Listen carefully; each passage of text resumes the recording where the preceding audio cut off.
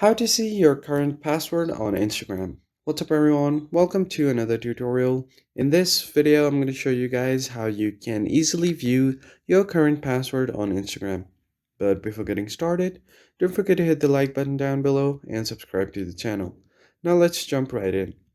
So if you want to check a password of your Instagram or any other websites, then in that case, what you need to do is first open up your Google and then make sure that you are logged into your Google account.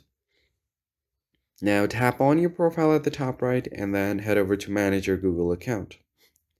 And once you land on your account manager, the first thing you want to do is head over to the security tab right here on top.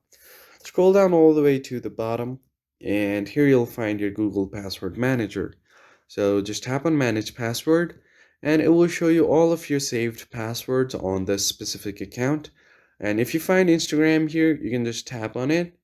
Now you'll have to provide a PIN or your fingerprint based on your biometric, and then you will be able to see your password. So you can simply go ahead and tap on this eye icon to view your password, and it's as easy as that. I hope you found this tutorial helpful. If so, hit the like button below and subscribe, and I'll catch you guys on the next one.